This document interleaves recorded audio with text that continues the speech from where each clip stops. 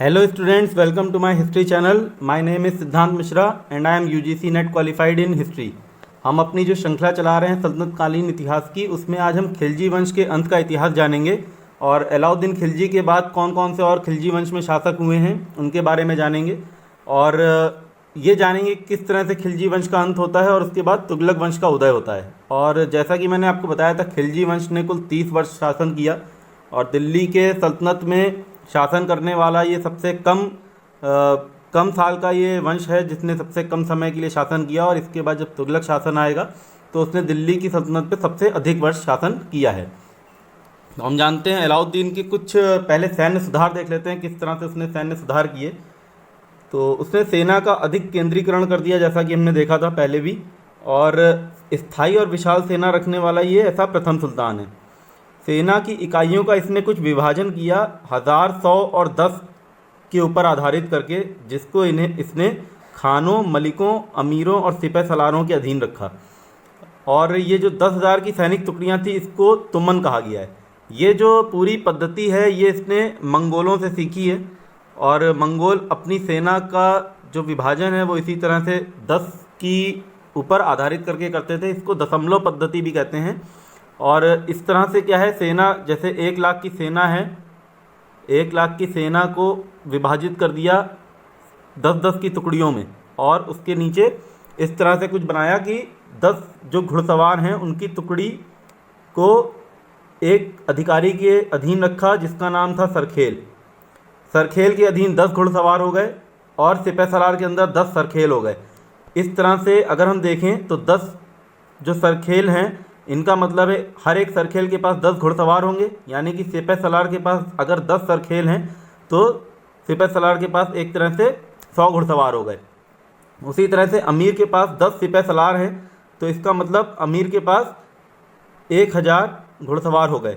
इसी तरह से मलिक के पास 10,000 घुड़सवार हो गए और उसके ऊपर आता है खान, जिसके पास 1 लाख घुड़सवार हो जाते हैं।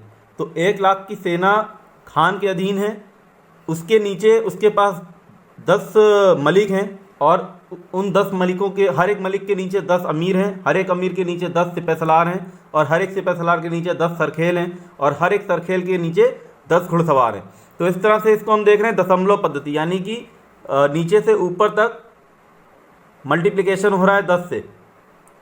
तो ये दशमलव पद्धति के ऊपर इसने अपनी सेना को आधारित किया है। और ये कभी कभी पूछा जाता है कि सबसे छोटा अधिकारी कौन है, सबसे बड़ा अधिकारी कौन है। ये आपसे दे देंगे, प्रश्न दे देंगे परीक्षा में, उसमें दिया होगा सिपह सलार, अमीर, मलिक और खान। इनको आपको व्यवस्थित करना होगा इनके बढ़ते हुए पद के अनुसार। तो इस तरह से ये इसका पूरा पद का सृजन किया इसने। और खान के ऊपर केवल सुल्तान होता था और यही प्रधान सेनापति कहलाता था। तो जैसा कि हमने देखा, इसकी 4,75,000 की सेना है, तो उसमें जो सुल्तान है वही प्रधान सेनापति है। और ऐसा अगर कहीं पे सेना भेज रहा है तो उसको इस तरह से इसने व्यवस्थित किया हुआ है। तो ये इसकी सेना का जो पूरी व्यवस्था थी ये मंगोलों से इसने सीखी। और मंगोल जो है वो अपनी सेना को इस आधार पे बांटा करते थे और वो उनको तुमन कहते थे। तो ये इसने इसी के आधार पे इसको बनाया है। इसके बाद इसने जो सबसे अहम जो प्रथा शुरू करी वो सैनिकों का हुलिया नोट करना और घोड़ों को दागने की प्रथा शुरू करी। तो ये जो घोड़ों की दागने की प्रथा और सैनिकों का हुलिया नोट करना जो हम देख रहे हैं, आगे चल के अभी शेर शाह सूरी और अकबर भी इसको अपनाएंगे इसकी प्रथा को। जैसा कि मैंने आपको पहले बताया था कि अलाउद्दीन की बहुत सारी प्रथाएं जो हैं वो आगे चल के एक मानक बनती हैं आगे के शासकों के लिए। तो ये हुलिया नोट करवा रहा है और घोड़ों को दाग रहा है। इसको फ़ायदा क्या हो रहा है कि घोड़े दागने की प्रथा से जब निरीक्षण हो रहा है, जिस समय घोड़ों का निरीक्षण करते हैं उस समय किसी भी घोड़े को दोबारा एक तो प्रस्तुत नहीं किया जा सकता था, क्योंकि एक बार इसने घोड़े के ऊपर ब्रांडिंग कर दी, उसको दाग दिया तो उसका निरीक्षण हो गया, तो एक तरह से उसकी अकाउंटिंग हो रही है और उसको दोबारा से प्रस्तुत नहीं कर सकते।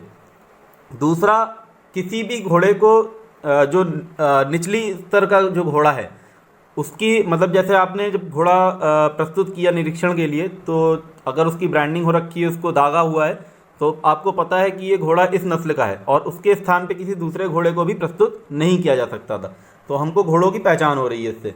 और इस तरह से इसने नियमित रूप से एक घोड़ा रखने वाले जो सैनिक थे उनको 234 टंका, और जो 2 घोड़े रखते थे, कुछ सैनिक ऐसे थे जो 2 घोड़े रखते थे, उनको 312 टंका वार्षिक देना शुरू किया है। और ये जो घोड़े रख रहे हैं, तो एक घोड़े दो घोड़े रख रहे हैं, इनको हमने एक अस्पा दो अस्पा भी बोला है।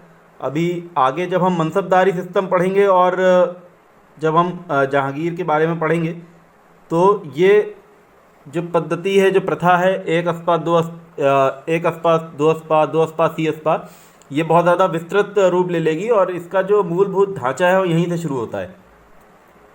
इसके बाद जैसे मैंने बताया था आपको, इसने डाक प्रणाली शुरू करी। तो डाक प्रणाली शुरू करने का जो इसका मुख्य उद्देश्य था वो ये था कि अब क्योंकि ये दूर दूर अपने अभियान कर रहा है, रणथंभौर जा रहा है, देवगिरी गुजरात तक के जो अभियान हो रहे हैं, तो जो विद्रोह हो रहे हैं इसके सल्तनत में, जो इसके राज्य में राजधानी में जो विद्रोह हो रहे हैं, उसके बारे में इसको जानकारी मिलती रहे समय समय पे और जल्दी तीव्रता से उसके ऊपर वो कार्रवाई कर सके।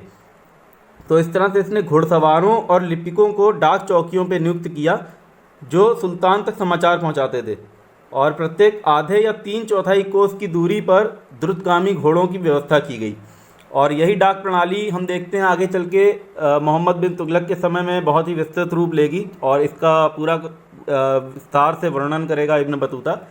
और इस प्रकार दूसरे या तीसरे दिन ही सेना की सूचना सुल्तान तक पहुंच जाती थी। अगर सुल्तान दिल्ली में बैठा है और उसकी सेना कहीं दूर गई है अभियान पे, जैसे वारंगल जाती है और देवगिरी जाती है, हमने देखा, तो सेना की जो सूचना है वो सुल्तान तक बहुत जल्दी पहुंच जा रही है और झूठी अफवाहें नहीं फैलती थी इससे। और इसी प्रणाली के माध्यम से, जैसे मैंने आपको बताया था, विद्रोह जब हुआ था हाजी मौला का, तो इसी प्रणाली के माध्यम से हाजी मौला का जो विद्रोह हुआ है, इसकी सूचना जब सुल्तान रणथंभौर में था तो उसको तीसरे दिन ही मिल गई और उसने बहुत तीव्रता से उसके ऊपर कार्रवाई करके उस विद्रोह का दमन कर दिया था। अब अलाउद्दीन के अंतिम दिन और उसकी मृत्यु के बारे में देखते हैं, किस तरह से उसकी मृत्यु होती है।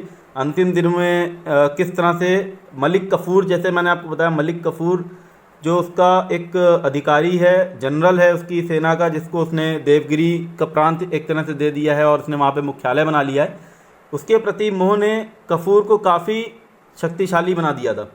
और कफूर के विरुद्ध जो है बहुत षड्यंत्र चलने लग गए थे दिल्ली में। मलिकाए जहाँ और खिज़र खां वगैरह सब मिलके षड्यंत्र कर रहे हैं। उसी समय लेकिन सुल्तान का जो स्वास्थ्य है वो तेज़ी से गिर जाता है, और सुल्तान का जब स्वास्थ्य तेज़ी से गिरता है तो उसके ऊपर फरिश्ता लिखता है कि खिज़र खां और मलिकाए जहाँ दावतों और समारोह में व्यस्त रहा करते थे और सुल्तान का ध्यान नहीं रखते थे। तो इसका लाभ उठाता है मलिक कफूर, और जब अलाउद्दीन खिलजी 1315 में मलिक कफूर को वापस बुला लेता है देवगिरी, जैसे उसने मुख्यालय बना रखा था, तो वहाँ से वापस बुला लेता है अलाउद्दीन खिलजी, तो जो बात है खिज़र खां और मलिकाए जहाँ दावतों और समारोह में व्यस्त रहा करते थे और सुल्तान का ध्यान नहीं रखते थे, तो इसका ही फ़ायदा मलिक कफूर उठाता है और सुल्तान के कान भरता है कि, और उसको इस बात के लिए मना लेता है, इस बात को उसको समझा देता है कि उसकी जो बीमारी है, उसको यकीन दिला देता है कि सुल्तान की जो बीमारी है उसकी स्थिति के ज़िम्मेदार उसके अपने ही हैं, उसके बेटे और जो उसके घर वाले हैं वही इसके ज़िम्मेदार हैं, और सुल्तान को इसका यकीन भी हो जाता है। तो खिज़र खां जो है उसी समय दुआ मांगने हस्तिनापुर जाता है, हस्तिनापुर के संतों की मज़ार पे जाता है, और खिज़र खां उस समय नहीं है जिसको उसने उत्तराधिकारी नियुक्त कर रखा है अलाउद्दीन खिलजी ने। तो इसका अवसर देखकर कफूर जो है वो उसको खिज़र खां को आदेश भेज देता है, शाही फरमान एक भेज देता है कि जो उसने शाही छत्र, हाथी और नगाड़े रख रखे हैं, जो कि प्रतीक हैं इस बात का कि वो उत्तराधिकारी और आगे चल के सुल्तान बनेगा, इसको वापस भेजने का ये फरमान जारी करवा देता है मलिक कफूर सुल्तान के कान भर के। और इसके बाद सुल्तान की स्थिति और बिगड़ जाती है और उसकी मृत्यु हो जाती है 6 जनवरी 1316 में। सुल्तान का निधन हो जाता है और उसको जामा मस्जिद के बाहर दिल्ली में दफना दिया जाता है। और इसके बाद क्योंकि मलिक कफूर ने और पहले से ही उसको खिज़र खां को तो शाही छत्र वगैरह सब वापस ले लिए हैं, उसको अमरोहा जाने के लिए आदेश दे दिया है और खिज़र खां अमरोहा चला भी जाता है। तो उस समय मलिक कफूर अलाउद्दीन खिलजी का एक नाबालिग बेटा है शिहाबुद्दीन उमर, इसको गद्दी पे बिठाता है। ये शिहाबुद्दीन उमर, अगर आपको याद होगा, हमने जब देवगिरी का अभियान पढ़ाया था तो बताया था कि रामचंद्र की बेटी झत्तेपाली का विवाह अलाउद्दीन से होता है। तो ये शिहाबुद्दीन उमर ये झत्तेपाली का ही पुत्र है, जो जिसकी आयु है 6 वर्ष, और इस तरह से ये एक हिंदू माँ की संतान है और गद्दी पे बैठने वाला सुल्तान जो है ये हिंदू माँ की संतान है। इस तरह से हमसे प्रश्न पूछे जाते हैं कि कौन कौन सल्तनत काल में ऐसे सुल्तान रहे हैं जो हिंदू माँ की संतान हैं, तो ये हमको ध्यान रखना है। शिहाबुद्दीन उमर एक ऐसा सुल्तान है। उसके बाद कफूर जो है वो उसको गद्दी पे तो बिठा देता है लेकिन खुद को उसका संरक्षण बना देता है संरक्षण बन के खुद ही राज्य करने लगता है और खुद ही सारे निर्णय लेना शुरू कर देता है। अब हम अलाउद्दीन का यदि मोटा मोटा मूल्यांकन करें तो हम देखते हैं उसने दीवाने इंशा, दीवाने रियासत, दीवाने रसालत और दीवाने मुस्तखराज का उसने सृजन किया था। 4 विभाग उसने बनाए थे। दीवाने इंशा जो है ये शाही पत्राचार से संबंध रखता है और जितने भी निर्णय हो रहे हैं उनको लिपिबद्ध करना या जितने भी पत्र व्यवहार हैं उनका लेखा जोखा करना ये दीवाने इंशा करता है। दीवाने रियासत जैसे मैंने आपको बताया था कि बाज़ार से नियंत्रण किस तरह से बनाना है और वाणिज्य विभाग है, तो ये दीवाने रियासत का काम था।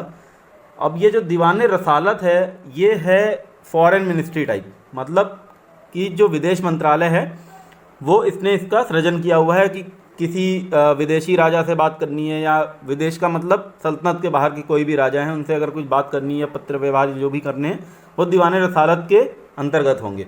दीवाने मुस्तखराज जैसे मैंने आपको बताया था कि किस तरह से राजस्व विभाग में जब भ्रष्टाचार हो जाता है तो ये दीवाने मुस्तखराज का सृजन करता है।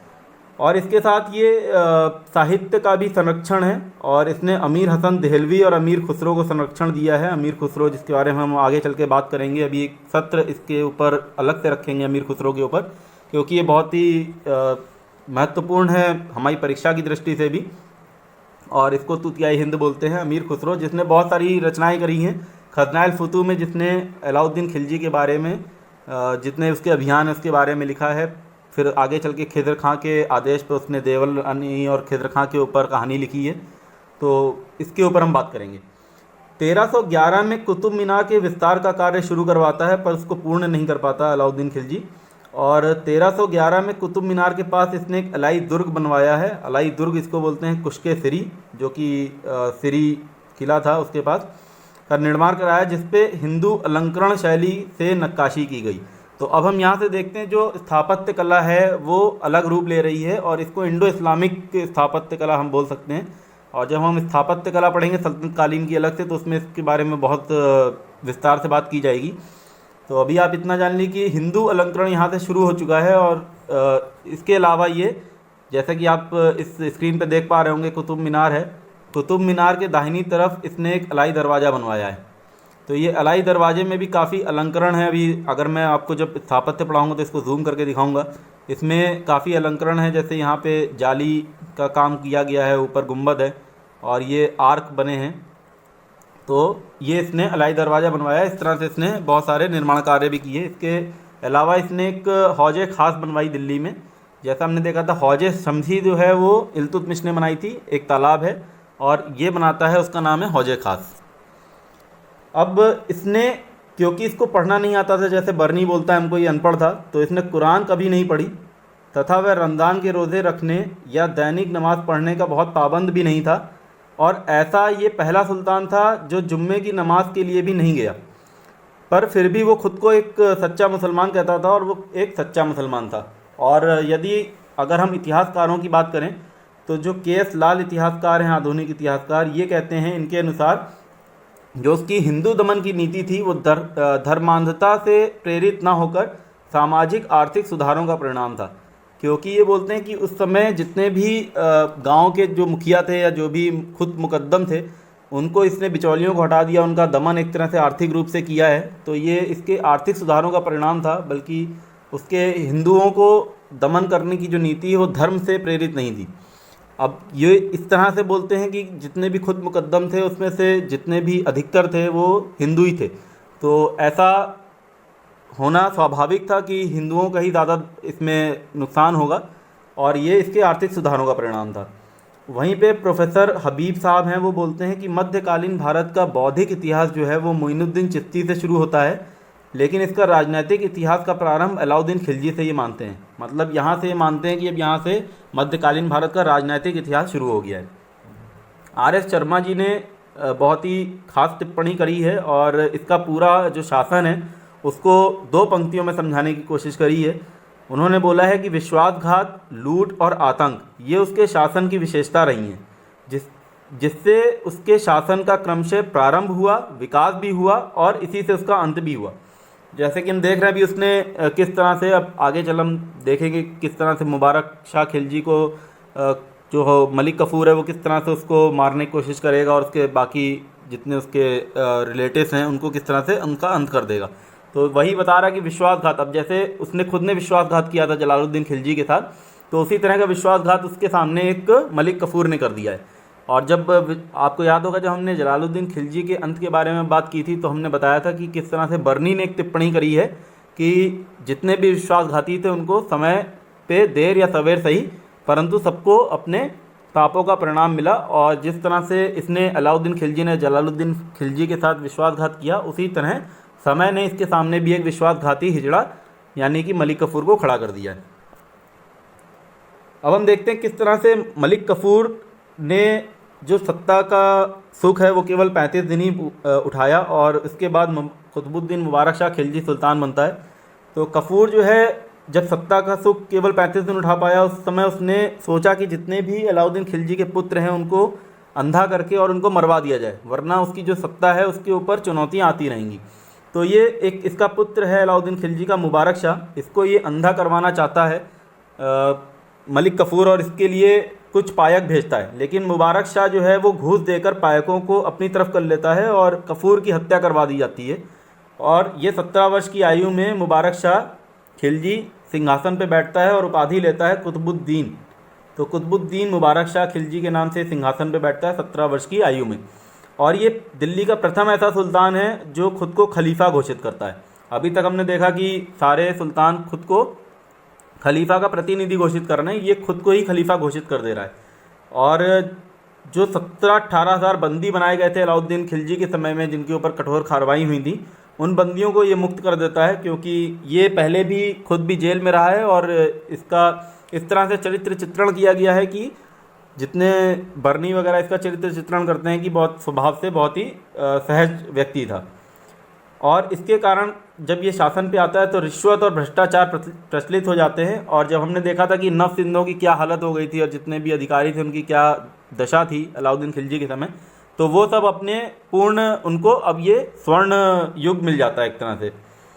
तो समस्त भारी कर और कठोर लगान की भी समाप्ति कर दी जाती है और मद्य निषेध को तो चालू रखा जाता है, परंतु मदिरा जो है राजधानी में बहुत आसानी से मिलने लग जाती है। तो इस तरह से इसने जितने भी अलाउद्दीन खिलजी ने जितने कठोर कदम उठाए थे उनका हम देख रहे हैं किस तरह से दमन हो रहा है।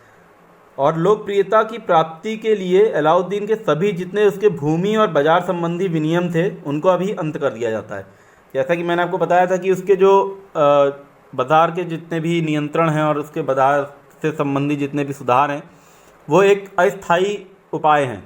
और अब क्योंकि मंगोलों की आक्रमण जो थे वो रुक चुके हैं और मंगोलों का आक्रमण का भय नहीं है, तो इसको सेना की बहुत ज़्यादा ज़रूरत भी नहीं है। और जितने इसके सल्तनत का साम्राज्य विस्तृत हो चुका है तो इसको सेना की इतनी ज़रूरत नहीं है, इसलिए जो बाजार और भूमि के जो जितने भी विनियम थे जो भी बहुत कठोरता से लागू किए गए थे उनका इसने अंत कर दिया है।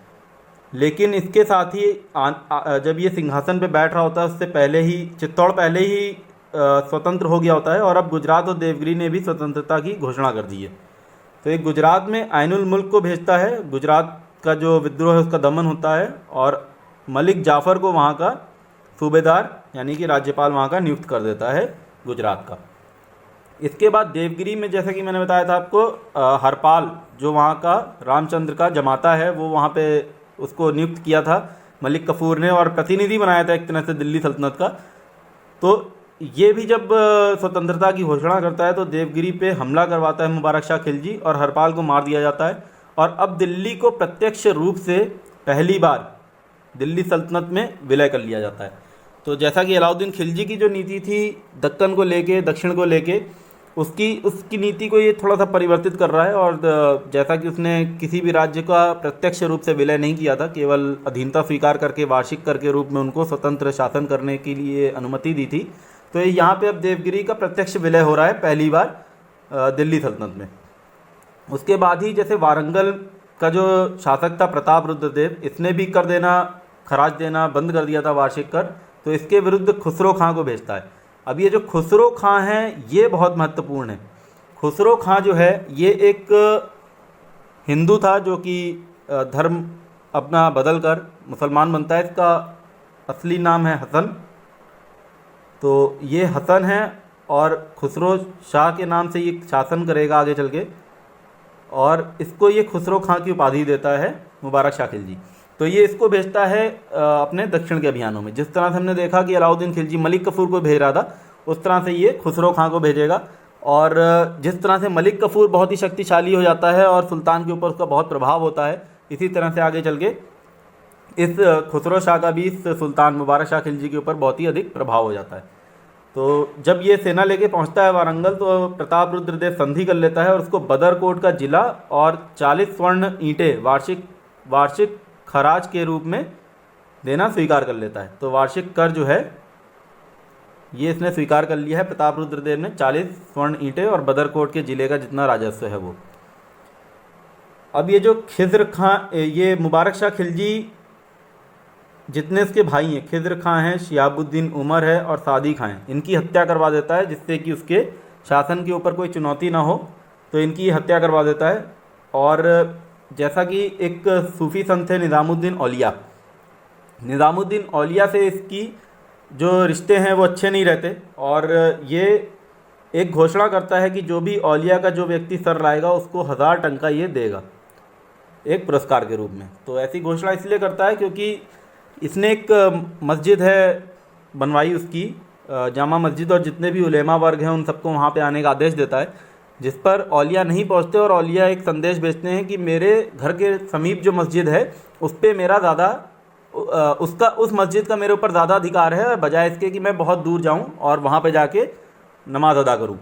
तो इससे सुल्तान खफा हो जाते हैं और औलिया का सर लाने के लिए घोषणा कर देते हैं। और जैसा कि मैंने आपको बताया, सूफ़ी संत जो होते थे चिश्ती समुदाय के, उनका हमेशा से ये एक अनुसरण रहा है कि वो राजनीति से खुद को दूर रखा करते थे। और जैसा कि हाजी मौला को बोला गया था, जैसा कि सिद्दी मौला को बोला था सूफ़ी संत ने कि आप राजनीति से दूर रहो, और वो दूर नहीं रहे, और उनका क्या हश्र हुआ जलालुद्दीन खिलजी के समय में वो हमें पता है। तो ये जितने भी सूफ़ी संत थे वो राजनीति से दूर रखते थे, तो इस कारण ये उसमें घुलना नहीं चाहते थे। लेकिन इसको मुबारक शाह खिलजी ने अपना अपमान समझा और इनका सर लाने वाले को 1000 टंके देने की घोषणा कर दी। सुल्तान ने औलिया को अगले चंद्र मास के आरंभ में ही दरबार में आने का आदेश दिया, जबरन आने का आदेश दिया, लेकिन अगले चंद्र मास के प्रथम दिन सुल्तान की हत्या हो चुकी थी। तो ये हम देख रहे हैं किस तरह से अभी जैसे हम आगे बढ़ेंगे और गियासुद्दीन तुगलक के बारे में भी पढ़ेंगे, तो हम देखेंगे कि किस तरह से औलिया का जो प्रभाव है एक चमत्कारी रूप में दिखाया गया है। और इस तरह का जो लेखन है वो इसीलिए हुआ है कि किसी ना किसी तरह से औलिया को किसी दैवीय शक्ति से जोड़ा जा रहा है। तो जैसे कि हमने देखा कि अब औलिया को उसने आदेश दिया चंद्रमास के आरंभ में आने का, लेकिन उससे पहले उसकी मृत्यु हो जाती है। तो खुसरो खां जो है ये सुल्तान की हत्या करवा देता है और ख़ुद को सुल्तान घोषित कर देता है खुसरो खां। अब हम देख लेते हैं नासिरुद्दीन खुसरो शाह, इसका जो शासन है केवल अप्रैल से लेकर सितंबर 1320 तक का ही है, और मुबारक शाह खिलजी का 4 वर्ष का था। तो ये 1320 में जो खिलजी वंश है इसका अंत हो जाएगा। और ये जो दिल्ली सल्तनत है इसका ये एकमात्र ऐसा सुल्तान है जो भारतीय मुसलमान है। जैसा कि मैंने आपको बताया ये हिंदुओं से इसका धर्म परिवर्तन हुआ है, तो यहाँ से भी एक प्रश्न आता है, इसकी भी माँ जो थी वो हिंदू थी, तो ये भी हिंदू माँ की संतान है, ये हमको याद रखना है। कई बार ऐसा पूछ लेते हैं क्वेश्चन में। तो उसने जो है ये नासिरुद्दीन खुसरो शाह ने खिज्र खां की जो विधवा थी देवल रानी, जैसा कि मैंने आपको बताया था खिज्र खां ने देवल रानी से विवाह कर लिया गुजरात के शासक की पुत्री से।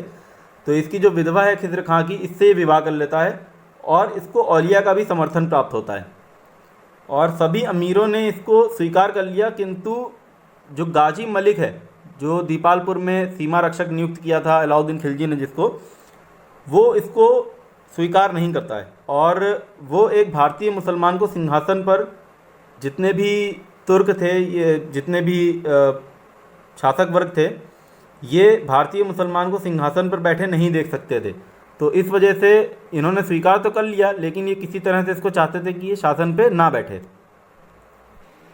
यहीं से इतिहास में हम देखते हैं कि पहली बार ऐसा नारा दिया गया, इस्लाम खतरे में है। इस्लाम खतरे में है नारा इसलिए दे रहे हैं क्योंकि ये हिंदू से धर्म इसका परिवर्तन हुआ है। तो जितने भी मलिक हैं और जितने उसके अमीर हैं वो इस बात का फ़ायदा उठाकर इसका तख्ता पलट करना चाह रहे हैं और धर्म का सहारा ले रहे हैं राजनीति में।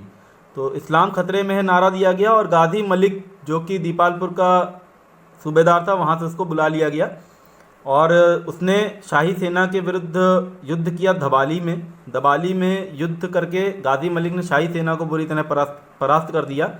और इसके बाद गाजी मलिक आगे बढ़ता है और वो लोहरावाट के मैदान में पहुंच जाता है। वहाँ पे दोनों सेनाएं आमने सामने आ जाती हैं और अमीर खुसरो जो शाही सेना है उसका वर्णन कुछ इस प्रकार करता है, कहता है कि जो सेना थी वो आधी मुसलमान और आधी हिंदू सेना थी और काले और सफ़ेद बादल जैसे मिल गए हों, कुछ इस तरह का वर्णन देता है। तो अपनी काव्यात्मक के दृष्टि से वो इस तरह से बखान कर रहा है उसका।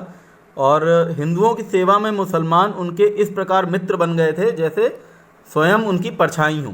तो वो इस तरह से बता रहा है कि हिंदू मुस्लिम जो सेना थी वो बहुत ही मिश्रित सेना थी और सेना में हिंदू और मुसलमान इतनी अधिक संख्या में थे कि वे स्वयं उन्हें भी बड़ा आश्चर्य होता था कि वो दोनों एक साथ इतनी बड़ी संख्या में कैसे हैं। तो इसका पूरा वर्णन दे रहा है अमीर खुसरो। इसकी एक जो पुस्तक है देवल रानी, उसी में उसने मुबारक शाह खिलजी द्वारा उसके भाइयों की हत्या का भी वर्णन दिया है और मुबारक शाह खिलजी को किस तरह से नासिरुद्दीन खुसरो शाह ने गद्दी से हटा के उसकी हत्या करके खुद सुल्तान बना, उसका भी वर्णन ये देवल रानी के ऊपर जो उसने पुस्तक लिखी है उसकी में देता है। इसके बाद जब शाही सेना को परास्त कर देता है दबाली में और फिर उसके बाद लोहरावाट के मैदान में पहुंचते हैं, वहाँ पे युद्ध में हार हो जाती है, परास्त हो जाती है शाही सेना की। तो नासिरुद्दीन खुसरो शाह वहाँ से भागता है और मलिक सादी का जो मकबरा है वहाँ के उद्यान में छुप जाता है। लेकिन जो फ़खरुद्दीन जूना है, जो गाजी मलिक तुगलक जिसका नाम गयासुद्दीन तुगलक अभी आगे हम पढ़ेंगे, उसी का बेटा है मलिक फ़खरुद्दीन जूना, जो उसके बाद अगला सुल्तान बनेगा जिसका नाम मोहम्मद बिन तुगलक होगा। तो ये जो मलिक फ़खरुद्दीन जूना है ये उसको दबोच लेता है और इसको गाजी तुगलक के सामने पेश किया जाता है और तुगलक ने उसका सिर उसी स्थान पर काटे जाने की आज्ञा दी जहाँ पे मुबारक शाह की उसने हत्या की थी। तो तुगलक जो है इसको खुसरो शाह की सर काटने की आज्ञा देता है और यहाँ से ही खिलजी वंश का अंत हो जाता है और अभी एक गाजी तुगलक एक नए वंश की स्थापना करेगा जिसका नाम है तुगलक वंश। और अगर हम इस के बारे में थोड़ा सा एक जानकारी आपको और दे देते हैं, जो नासिरुद्दीन खुसरो शाह है ये बरादू एक जाति है, हिंदुओं की मतलब एक जाति थी बरादू जाति, इसी से संबंध रखता था। तो बर्नी ने खुसरो शाह के राज्यारोहण को हिंदू मुस्लिम संघर्ष का रूप दिया है और इसको हिंदू क्रांति का रूप देते हुए कहा है कि खुसरो का जो राज्यारोहण था उसने सच्चे विश्वासियों के लिए अकथनीय क्लेशों के युग का सूत्रपात किया है। और राज्यारोहण के 5 या 6 दिन पश्चात महल में मूर्ति पूजा प्रारंभ हो गई, ऐसा बर्नी हमको व्याख्या कर रहा है कि राज्यारोहण के 5 या 6 दिन बाद मूर्ति पूजा प्रारंभ हो गई। कुरान की प्रतियां टुकड़े टुकड़े कर डाली गईं और मस्जिदों के मेहराबों में रखी गई मूर्तियों के आसन के रूप में प्रयुक्त की गईं। और आगे चल के इब्न बतूता भी बोलता है कि उसने गौ हत्या पर निषेध लगा दिया और मुसलमानों को अपने घरों की दीवारों को गोबर से लीपने का आदेश दिया, जो एक हिंदू प्रथा थी। तो इस तरह से ये बरादू जो है, इसीलिए इन्होंने एक ऐसा कथन बोला, ऐसा एक नारा दिया कि इस्लाम खतरे में है। लेकिन जो हमारे आधुनिक इतिहासकार हैं वो इसकी समीक्षा कुछ इस प्रकार करते हैं, जैसे के निज़ामी साहब हैं, के निज़ामी आधुनिक इतिहासकार हैं। ये बोलते हैं जो बरादू क्रांति थी वो इसलिए महत्वपूर्ण है क्योंकि उसने दिल्ली सल्तनत के अत्यंत शक्तिशाली समय में एक संकट उत्पन्न कर दिया, किंतु यह संकट राजतंत्र की भूमिका संबंधी था, ना कि इस्लाम हिंदू या हिंदू मुस्लिम संबंधों से इसका कोई रिश्ता था। तो वो इसको राजनीतिक संकट बताते हैं, ना कि हिंदू मुस्लिम या इस्लाम के ऊपर कुछ ऐसा संकट बताते हैं। तो ये हमारा पूरा खिलजी वंश का उदय से लेके अंत तक का इतिहास है। उम्मीद करता हूँ आपको पसंद आया होगा। और अब हम अगले अपने सत्र में इसके बाद जितने भी खिलजी वंश और गुलाम वंश के ऊपर जितने भी MCQs हैं या PYQs हैं उसको लेके आएंगे। 2 सत्रों में उसका हम विश्लेषण करेंगे, उसकी व्याख्या करेंगे सभी प्रश्नों की, जिससे आपका इसका रिवीजन भी हो जाएगा और अच्छे खासे प्रश्न तैयार भी हो जाएंगे। जैसे हमने जो गुलाम वंश है उसके ऊपर 30-25 क्वेश्चन किए थे, उस तरह से हम खिलजी वंश के ऊपर भी 25-30 क्वेश्चन करेंगे, तो एक क्वेश्चन बैंक भी बनता चलेगा। और इस तरह से आप इसको थोड़ा सा रिवाइज़ कर लें। अब मैं जितने भी लेक्चर खिलजी वंश के ऊपर हुए थे उन सब का लिंक इस वीडियो में डाल दूंगा डिस्क्रिप्शन में, तो यदि आपने वो वीडियोस ना देखे हो तो आप उसको भी रिवाइज़ कर लें, जिससे जब मैं MCQs कराऊंगा तो आपको बहुत बेहतर तरीके से समझ में आएंगे। और यदि आपको अभी तक के खिलजी वंश में किसी भी विषय के ऊपर, किसी भी भाग के ऊपर कोई थोड़ा भी संदेह है या कोई सवाल उठ रहा है तो आप कमेंट सेक्शन में उस सवाल को मुझसे पूछ सकते हैं। तब तक के लिए धन्यवाद। मेरे इस चैनल को लाइक और सब्सक्राइब करें, आपको आगे के MCQs के नोटिफिकेशंस मिलते रहेंगे। धन्यवाद।